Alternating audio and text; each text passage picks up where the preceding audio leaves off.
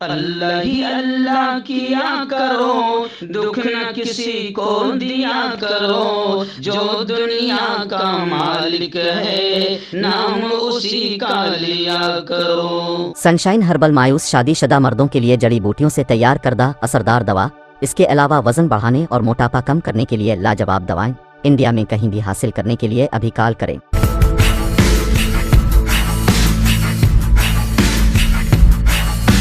रमज़ान के मुक़द्दस दिन और रात मक्का और मदीना की वादियों में गुजारिए। उम्रा के लिए तैयार हो जाएं। कांटेक्ट करें अब्दुल अज़ीम फलाई से। अस्सलामु अलैकुम वरहमतुल्लाहि वबरकातुहू। नाज़रीन, इस्तक़बाल है, स्वागत है आपका viral news live studio Jalgaon, Maharashtra, India में। मैं आपका मेज़बान मुफ्ती मोहम्मद हारून नदवी। आइए प्यारे मुल्क भारत की बहुत ही ख़ास बड़ी 10 अहम खबरों पर नज़र डालते हैं। लेकिन सबसे पहले मैं अपील करूंगा, जो साथी नए हैं और अभी तक इस बेबाक सच्चे चैनल से जुड़े नहीं हैं, अगर आप चाहते हो कि आपको मुल्क भारत की और पूरी दुनिया की सही और सच्ची खबरें देखने और सुनने को मिले तो फिर आप इस चैनल से जुड़ जाइए। सब्सक्राइब कर लीजिए हमारे इस चैनल को, बेल आइकॉन घंटी के बटन को भी दबा दीजिए ताकि हमारी हर वीडियो हर खबर आपको आपके मोबाइल पर मिल सके। और हाँ नाज़रीन, हम हर रोज़ एक अपील करते हैं कि प्लीज़, एक प्राइवेट चैनल है और चैनल चलाने के लिए पूरी एक टीम काम करती है, बड़ा रुपया पैसा खर्च होता है। अगर आप चाहते हो कि ऐसे चैनल जो जुल्म के और जालिमों के ख़िलाफ़ बेबाक अंदाज में बोल रहे हैं, हुकूमत की निगाहों में निगाहें डालकर बात कर रहे हैं, अगर आप चाहते हो कि ऐसे चैनल मजबूत हों तो प्लीज़ आप इन चैनलों की मदद कीजिए, फाइनेंशियल हेल्प, माली ताउन कीजिए। स्क्रीन पर आप नज़र डालें, हमारे चैनल का बैंक अकाउंट नंबर भी दिया जाता है। और अगर आप ऑनलाइन पैसा भेजकर मदद करना चाहते हैं तो गूगल पे, फ़ोनपे और पेटीएम तीनों का नंबर एक ही है, 9923223361। अल्लाह ने जो भी आपको ताकत दी है, हर दिन या हफ्ते या महीने में एक बार ही सही 200, 500, 1000 रुपये पाबंदी से आप हर महीने मदद करें और चैनल को मजबूत करें। नाज़रीन, आज जुमेरात का दिन है और आज रात इंडिया के वक्त के एतबार से 9:30 बजे बहुत अहम टॉपिक पर, अहम उन्वान पर बयान होगा कि हराम कमाई, हराम माल के बुरे असरात, हराम माल के हराम कमाई के बुरे असरात खुद पर भी, अपनी औलाद पर भी और अपनी पूरी फैमिली पर कैसे पड़ते हैं और दुनिया में भी कैसे सुकून ख़त्म हो जाता है और मरने के बाद तो अजाब ही अजाब होगा। बहुत अहम बयान होगा, अपनी पूरी फैमिली के साथ, अपने बच्चों के साथ सुने और दोस्तों को भी इसकी दावत शेयर करें। आइए नाज़रीन, पहली बड़ी खबर आ रही है यूक्रेन के हालात को लेकर। जी हाँ, यूक्रेन के हालात को सुनाने से पहले मैं आपको बता दूं कि अल्हम्दुलिल्लाह गुज़िश्ता कल हमारे शहर की, हमारे इलाके, हमारे मोहल्ले की बेटी यूसुफ पटेल सर, जो इक़रा में ख़ुद एज ए लेक्चरर है, प्रोफेसर है, उनकी बेटी बरीरा पटेल यूक्रेन पढ़ने गई थी। उसका 3रा साल था वहाँ पर MBBS का। वो गुज़िश्ता रात 9 बजे जलगांव अल्हम्दुलिल्लाह बाहिफाजत वापस आई। जलगांव स्टेशन पर भी बाकायदा उसका समाज सेवकों की जानिब से, जिसमें बाकायदा ख़ुद राजू मामा भोले है, ऐसे ही फ़ारूक शेख साहब है, पूरी टीम ने स्टेशन पर भी स्वागत किया और हम ख़ुद उसके घर पर पहुँचे और 1 घंटा बैठकर उससे सारे हालात का इल्म लिया। अलहाज अब्दुल करीम सालार साहब, मैं, क़य्यूम शाह सर, साबिर शाह, मुकीम सर है, ऐसे ही तमाम ही लोग वहाँ पर उस मौके पर मौजूद थे और हमने खुद हालात का जायज़ा लिया। तो उस बेटी ने बताया कि मैं जिस जगह थी वो तो सेफ़ इलाका था, लेकिन बड़ी तकलीफ़ें हुई मेरे दोस्तों के हालात को भी देखकर और अल्लाह का शुक्र है कि मैं बहिफाजत वापस पहुँच गई। उस बेटी ने 2 बातें कही। पहली बात तो इस बात का इकरार किया कि हमको निकालने में बहुत देरी की गई, लेकिन कहते ना, देर आयत दुरुस्त आयत। जी हाँ, थोड़ा सा जब लोगों ने थू थू किया, पूरे मुल्क ने थूका, जब हुकूमत को थोड़ी सी लाश शर्म आई और कम से कम फिर मिशन गंगा शुरू हुआ और बच्चे वापस आने लगे हैं। लेकिन गुज़िश्ता रात तक हमारे 2 बच्चे हमारे इस प्यारे मुल्क के 2 बच्चे गुज़िश्ता रात तक तो यूँ समझे कि ज़िंदगी की जंग हार गए। 2 दिन पहले नवीन जो कर्नाटक का है उसका इंतकाल हुआ था और गुज़िश्ता कल चंदन जुंदल की भी मौत हो गई है यूक्रेन में। गोया कि एक और हिंदुस्तानी बच्चे की मौत हुई है। और वैसे मैं आपको बता दूं कि अभी खबरें आ रही है कि हमारे यूँ समझिए कि हमारे जलगांव ज़िले के तकरीबन 12 बच्चे वहाँ पर हैं। गुज़िश्ता रात 2 बच्चे जलगांव ज़िले के आए हैं। पाचोरा में हमारे कांग्रेस के जो पदाधिकारी है, जिम्मेदार है सचिन सोमवंशी ने भी गुज़िश्ता कल मुझे एक वीडियो रवाना की। पाचोरा में भी एक बेटे का स्वागत किया गया और जलगांव के हमारी बरीरा पटेल का स्वागत किया गया। लेकिन यूक्रेन में जलगांव के 12 तलबा अभी भी परेशान हाल है। उन्हें बहिफाजत हिंदुस्तान वापस लाने के लिए वालिदैन रो रहे हैं, गिड़ा रहे हैं। वहीं पर मैं आपको बता दूं कि जो बच्चा यानी नवीन जिसका 2 दिन पहले यूक्रेन में रूस की फौज ने जिसे गोली मार दी, रूस की फौज ने जिसे गोली मार दी, उस बच्चे के वालिदैन ने भी ज़बरदस्त अंदाज में एहतजाज किया। उनका दर्द छलका और उन्होंने बताया कि 97% नंबर लाने के बावजूद नवीन को यहाँ भारत में मेडिकल सीट नहीं मिली। शर्म आनी चाहिए इंडियन गवर्नमेंट को। एक तरफ इनका एक मंत्री बेशरम बेगैरत कहता है कि जो बच्चे यहाँ पर कमज़ोर है वो वहाँ पढ़ने जाते हैं। ऐसा नहीं है। तुमने यहाँ करप्शन को इतना फैला दिया कि तुम नीट में भी तुम्हारे करप्शन होते हैं और यहाँ पैसों पर लोगों को एडमिशन मिल जाते हैं। और जो माँ बाप अपने बच्चों को डॉक्टर बनाने का सपना देखते हैं और उनके पास दौलत नहीं होती है तो उन माँ बाप को वहाँ पर अपने बच्चों को 25 लाख के सबसे कम पैकेज में वहाँ MBBS की पढ़ाई के लिए भेजना पड़ता है। तो इंडियन गवर्नमेंट को यहाँ पर भी शर्म आनी चाहिए और हमारे बच्चों के पढ़ने का इंतज़ाम यहाँ होना चाहिए। आइए दूसरी खबर भी यूँ समझिए कि मैं आपको बता दूं कि यूक्रेन के हालात को लेकर ही आ रही है। जी हाँ, रूस ने एटमी जंग की धमकी दे दी है। यूक्रेन के कई शहर, अभी हाल यह है कि यूक्रेन के कई शहर खंडर में तब्दील हो गए। और मैं आपको बता दूं कि अगर जैसे मैंने 8 दिन पहले ही कहा था कि अब ये तीसरी आलमी जंग की तरफ बढ़ रहे हैं, तीसरी आलमी जंग हुई तो नतीजे बड़े ख़तरनाक हो गए। एटमी हथियार का अगर इस्तेमाल हुआ तो नतीजे बड़े ख़तरनाक हो गए। खैर, रूसी वज़ीर ख़ारिजा कैफ, खारकीफ, बरका की सड़कों पर बताया जा रहा है कि बिल्कुल लाशें ही लाशें पड़ी है। खैरसन पर तो रूस की फ़ौज ने मुकम्मल कब्जा कर लिया है। रूस की तीसरी जंग अजीम की धमकी भी सामने आ रही है जो इंतहाई ख़तरनाक होगी। और यूक्रेन के सदर ने दावा किया है कि हमने 6000 रूसी फ़ौजियों को मार दिया। तो खैर, मसला जो भी रहा हो, जो भी हो रहा हो, जंग मसाइल का हल नहीं है और हालात यूक्रेन में बड़े ख़राब है। हम फिर एक मरतबा इंडिया के हमारे वज़ीर आज़म नरेंद्र मोदी से कहेंगे कि प्लीज़ थोड़ा सा आप प्रचार रोक दो, इलेक्शन रोक दो और सारे जहाज़ों को यूक्रेन भेजकर हमारे लोगों को वहां से बुला लो प्लीज।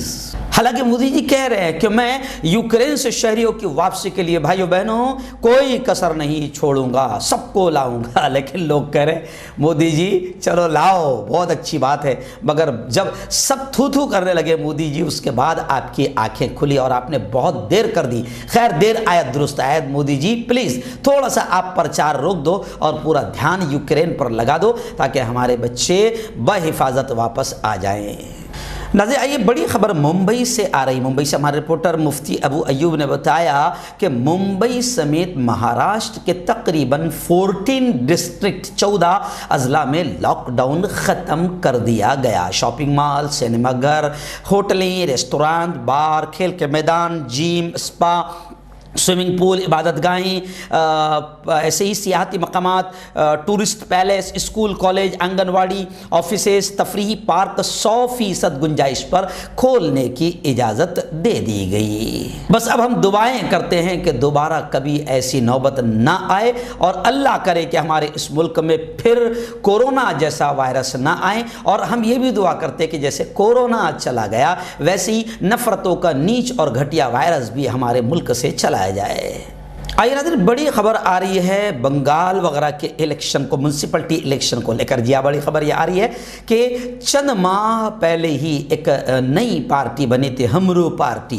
बंगाल की भी मैं आपको खबर बता रहा हूँ और दार्जिलिंग की भी आपको। तो दार्जिलिंग की पहले खबर आपको बता रहा हूँ कि चंद महीने पहले जो नई पार्टी बनी थी, हमरू पार्टी, दार्जिलिंग में शानदार जीत उसने हासिल की और बीजेपी का पूरी तरीके से सफाया हो गया। तृणमूल और गौरंग भी दार्जिलिंग में नाकाम हो गई।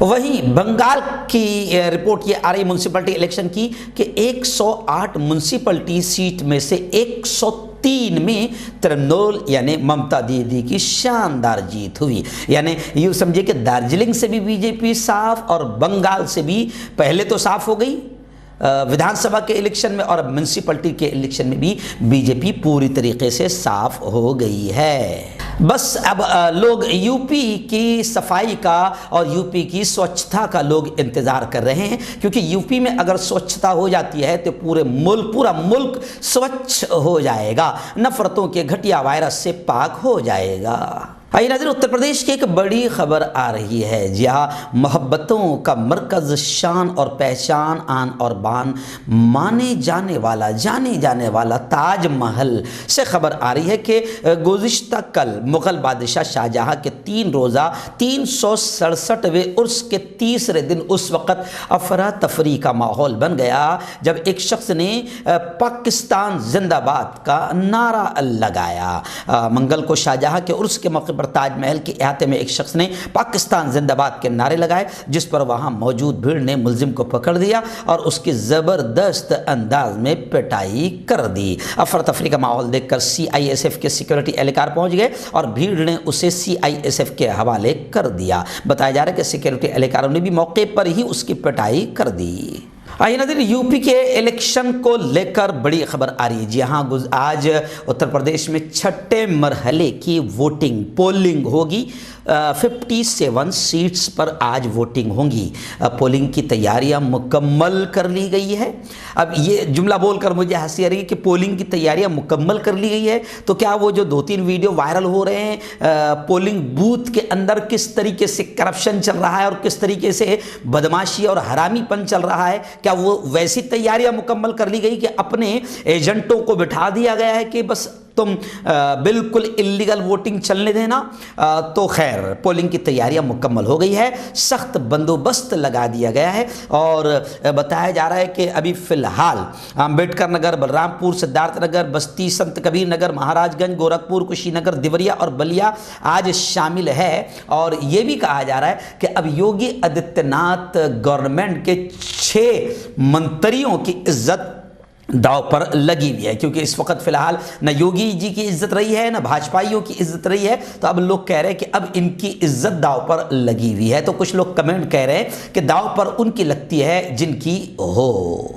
नाज़रीन, बेंगलुरु से एक बड़ी खबर आ रही है। जी हाँ, मैं आपको बता दूं कि बेंगलुरु में जो नीच नाटक किया गया, जिस तरीके से बदमाशी की जा रही है बेंगलुरु में आप जानते हैं कि बीजेपी की हुकूमत है और हिजाब का गैर ज़रूरी नीच नाटक जो है वो वहीं से शुरू किया गया।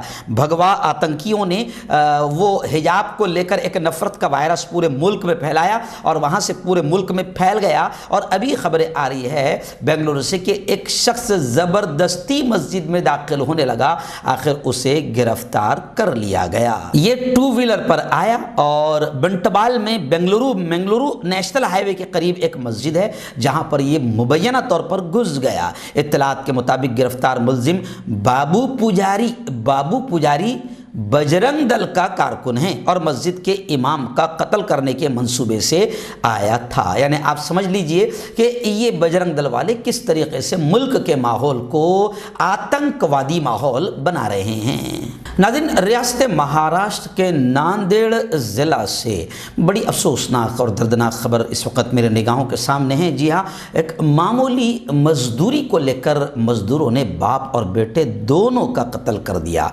मजदूरी के लेन देन पर MP के मजदूरों ने चने की कटाई करने वाली मशीन के मालिक रशीद खान और उसके बेटे अमजद खान को कत्ल कर दिया। ये वाकया मंगल 1 मार्च को सामने आया। नांदेड़ पुलिस ने मध्य प्रदेश जाकर डबल कत्ल का पर्दाफाश कर दिया। मुलजिमीन ने बाप की लाश को दफन कर दिया था, जबकि बेटी की लाश को उमरखेड़ जिला एवत महल के घाट में फेंक दिया। कत्ल की ये वारदात 20 फरवरी के दरमियान शब नांदेड़ जिला के बिलोली तालुका के एक गांव में हुई। तफसीलात के मुताबिक खरीफ की फसलों की कटाई हो चुकी है। तिजारत का मौका तलाश करते हुए राजस्थान से रशीद खान और अमजद खान बाप बेटा चने की कटाई करने वाले के साथ काम की तलाश में नांदेड़ जिला के बिलोली पहुंचे। उनके साथ मुलजिमीन प्रमोद रमेश, बंटी सलामी, विनोद सलामी, रोशन सलामी, मान सिंह डोमा, तमाम पलासपानी तालुका भीमपुरा ज़िला बैतूल मध्य प्रदेश के रहने वाले इन 5 मजदूरों ने इस मशीन पर काम शुरू किया और फिर आगे चलकर थोड़ी सी मजदूरी के मामले को लेकर इन लोगों ने दोनों बाप बेटे को कत्ल कर दिया। ये नज़र बड़ी खबर आ रही है महाराष्ट्र की। जी हाँ, आप जानते हैं नवाब मलिक जो एक दबंग कदावर नेता है जिन्हें ईडी का निशाना बनाया गया, और अपोजिशन तमाम पार्टियों ने कहा कि इस वक्त बीजेपी यही घटिया हरकत कर रही है कि अपने अपोजिशन को दबाने के लिए सीबीआई या ईडी का इस्तेमाल कर रही है। खैर, अब अपोजिशन काफ़ी हंगामा कर रही है कि नवाब मलिक का इस्तीफ़ा लिया जाए, लेकिन जयंत पाटिल ने साफ तौर से कह दिया है कि अपोजिशन हंगामा कितना ही कर ले, नवाब मलिक का इस्तीफा नहीं होगा। बीजेपी की हंगामा करने और असेंबली इजलास से पहले ऐसे ही घटिया माहौल बनाने की ये पुरानी आदत है, पुरानी रिवायत है, लेकिन ये कितना ही माहौल बनाएं, नवाब मलिक का इस्तीफा नहीं होगा। आइए नाज़रीन, ऐसी ही बड़ी खबर आ रही है। गुज़िश्ता कल मैंने शॉर्ट्स न्यूज़ में ये खबर बताई थी। बड़ी खबर ये आ रही है कि शाहरुख खान के बेटे किंग खान, बॉलीवुड अदाकार के बादशाह शाहरुख खान के बेटे आर्यन खान को जो ड्रग्स मामले में उठाया गया था, अब खबरें आ रही है कि उसके पास से कोई मंशियात नहीं मिली और मंशियात के मामले में कोई सबूत नहीं मिला। ड्रग्स स्मगलिंग सिंडिकेट का हिस्सा होने का कोई भी सबूत नहीं मिला। एसआईटी ने ऐसा बयान दिया है। अब ये माना जा रहा है कि सिर्फ इसीलिए किया गया था क्योंकि उधर बीजेपी के बड़े फाइनेंसर, मोदी जी के बड़े करीबी यार दोस्त अडानी के पोर्ट पर गुजरात में जो हजारों करोड़ का ड्रग्स मिला था, वो खबर को छुपाने के लिए अपने दलाल चैनलों को आर्यन खान के पीछे लगा दिया गया था ताकि अडानी जी का करप्शन और अडानी जी के ड्रग्स का जो मामला है वो छुप जाए। अपोजिशन का कहना है कि बड़ी घटिया हरकत की गई थी। अब लोग कह रहे हैं कि जिन लोगों ने आर्यन खान को जेल में रखा था उतने ही दिन उनको भी जेल में रखा जाना चाहिए, और ये होना चाहिए। जैसे कई लोग होते हैं 2 साल जेल में, 5 साल जेल में, 11 साल जेल में, फिर जमीयत उलमा उनका केस लड़ती है और फिर कोर्ट कहती है कि कोई सबूत नहीं मिला, बाइज्जत रिहा किया जाता है। तो लोग कह रहे हैं कि बाइज्जत रिहा किए जाने से वो उनके जो 10, 11, 15 साल जेल में चले गए उसका बदला कौन देगा? तो उसका बदला एक ये भी है कि जिन पुलिस वालों ने झूठा फंसाया था उन पुलिस वालों को भी जेल में डाला जाना चाहिए। यही है सच्चा और सही इंसाफ। तो ऐसे लोग कह रहे हैं कि आर्यन खान को जिन्होंने जेल में डाला था उनको भी जेल में डाला जाना चाहिए।